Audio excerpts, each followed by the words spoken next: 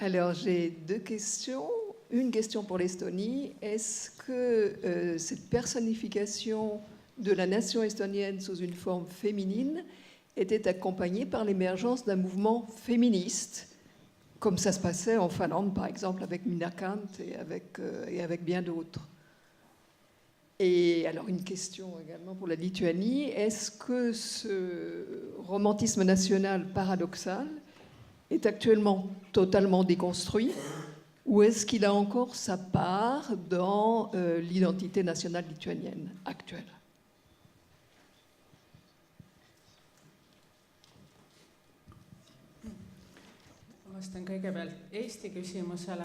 Donc, je vais tout d'abord répondre à la question concernant l'Estonie.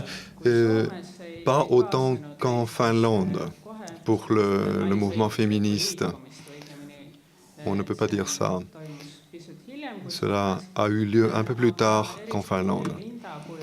Mais surtout, l'utilisation de la mère de Kalevi Poeg, Linda, a souvent été utilisée pour des revues périodiques dont quelques-unes portaient aussi une sorte d'aspect féministe. Donc cette figure est devenue un symbole très important quand même pour représenter le rôle de la femme, l'éducation des femmes, l'élargissement des droits de la femme, etc. Mais on ne peut pas considérer cette figure en tant que symbole tout à fait féministe, surtout lorsqu'on pense à la femme portant un costume populaire qui est étroitement lié. Cela représente plutôt la femme dans un rôle plus passif, je dirais.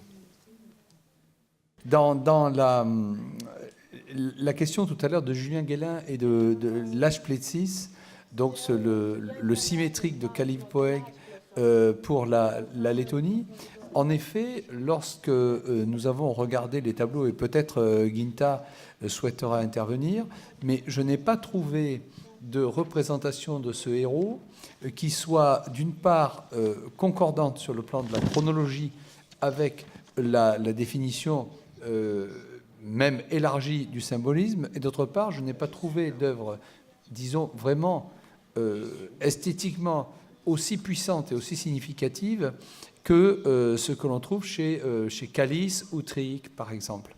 Il y a un autre élément qui peut être souligné à cet égard, c'est que lorsqu'on observe les représentations de l'épopée de Kalevi Poeg qui se trouve dans la première salle de l'exposition, évidemment, il vient tout de suite à l'esprit Galen Kalela, avec le Kalevala, donc symétrique. Et une chose qui me semble très très frappante, c'est que ce qui a été réalisé par Kallis et Triik n'a jamais pu trouver une traduction dans la même ampleur que ce qui existe avec Galen Kalela, parce qu'il y a eu peut-être pour Galen Kalela la chance de ce pavillon finlandais à l'exposition universelle de 1900, qui a donc permis à l'artiste, avec une commande officielle, de traduire cette épopée du héros à une grande échelle. Moi, ce qui m'a frappé dans cette imagerie de la mythologie, donc principalement estonienne, c'est que on ne trouve pas, sauf dans le tableau de Christian Raut qui se trouve à l'entrée de l'exposition, et encore, ce n'est pas illustratif à proprement parler du Kalevi Poeg, on ne trouve pas de tableau de grand format tel qu'on le trouvera chez Galen Kalela. Ça s'explique parce que, d'une part, il n'y a pas, comme cela a été souligné ce matin dans une des interventions, il n'y a pas d'intervention d'État, il n'y a pas de commande d'État, et il n'y a pas de mécène suffisamment fortuné pour porter cet art et cette mythologie à un échelon monumental. Dans les œuvres de Triik, vous avez deux œuvres de Triik qui figurent à l'exposition et qui, à mon avis, lorsqu'on les regarde attentivement, ce sont donc des aquarelles. Elles sont réalisées comme des aquarelles préparatoires à des vitraux. C'est absolument net. Je pense qu'il n'y a pas de doute possible à cet égard. On voit bien déjà le tracé des plombs des vitraux sur ces aquarelles. Eh bien, il y avait là sans doute une idée absolument géniale de cet artiste qui était de dépasser Galen Kallela en traitant tout ce matériau mythologique par le vitrail. Mais ça n'a pas été fait, puisqu'évidemment, cela demande un bâtiment, des commandes et beaucoup d'argent. Donc, je crois, voilà, pour vraiment faire la différence, pourquoi est-ce que l'Estonie, il y a en germe, puisque dans les tableaux d'Oscar Kallis sur le Kalevipoeg, il y en a à peu près une quarantaine. Donc, il y aurait eu tout ce qui permettait de développer un grand cycle, et ils sont restés à la dimension de tableau de chevalet. Vous voulez intervenir, monsieur le professeur? Et puis ensuite, on passera la parole à Madame Lokaite, qui, j'espère, a trouvé le canal 3, la traduction. Oui, d'accord. Je vous en prie. Merci. Tänan. Kahtlemata vastus oli juba. Merci. La réponse est déjà contenue dans la question. Il est clair que la vie artistique estonienne était plus pauvre qu'en Finlande, même si la Finlande se trouvait sous l'attaque de russification. Il existait une association d'artistes qui finançait les arts et en plus la Finlande avait une certaine autonomie culturelle que n'avait pas l'Estonie au sein de l'État russe. Donc d'une part, il n'y avait pas de soutien de la part de l'État et deuxièmement, il y avait peu de capitalistes penchés vers le nationalisme estonien qui auraient pu financer ces grands projets. Donc, malheureusement, ça est resté au niveau des idées seulement.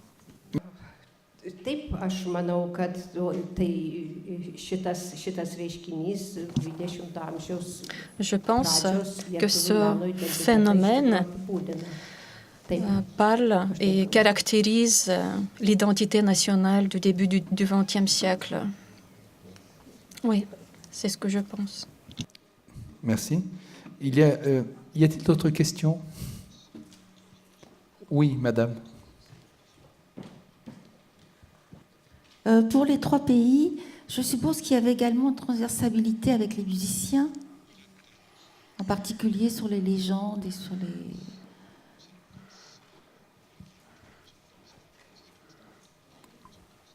Qui veut répondre sur ces rapports, la question du rapport avec entre les arts plastiques, la littérature et la musique?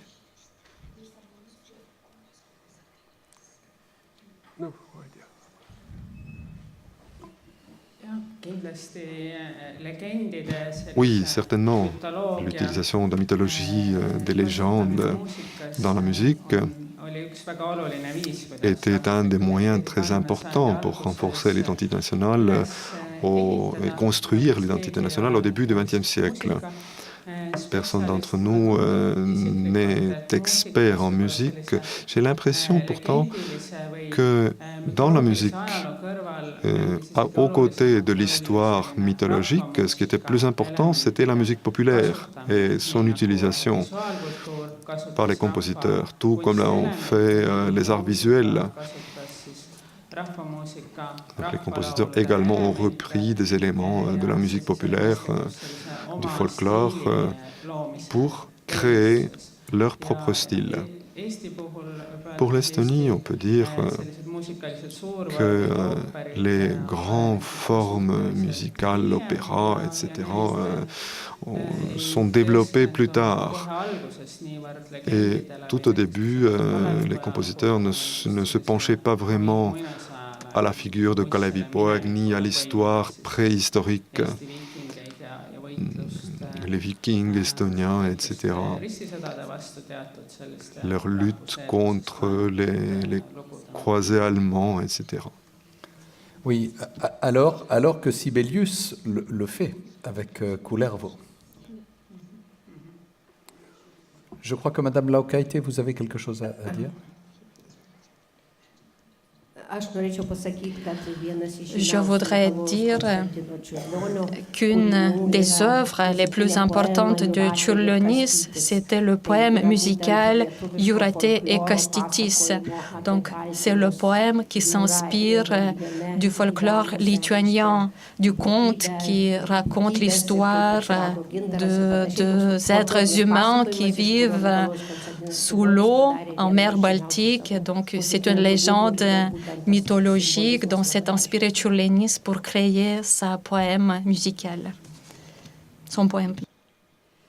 Oui, et du reste, Čiurlionis est tout à fait caractéristique de cette double inspiration que vous évoquiez, c'est-à-dire qu'il y a d'une part chez lui tout ce travail de collecte de la musique populaire, des mélodies populaires, dont nous avons quelques exemples dans l'exposition, et sur laquelle se rajoute une composition musicale savante qui emprunte vraiment à un véritable métier de compositeur, puisque Čiurlionis a suivi une formation musicale avant de devenir peintre, et production musicale dans laquelle il réalise notamment 2 poèmes symphoniques, La mer et la forêt, qui sont d'un raffinement d'écriture absolument équivalent à ce que l'on trouve à la même époque, par exemple chez Debussy.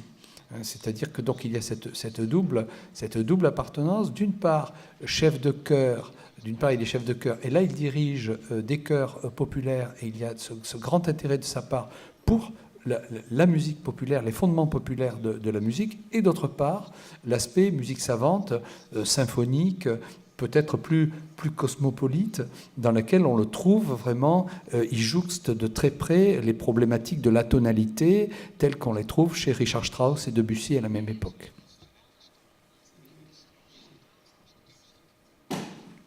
Y a-t-il d'autres questions?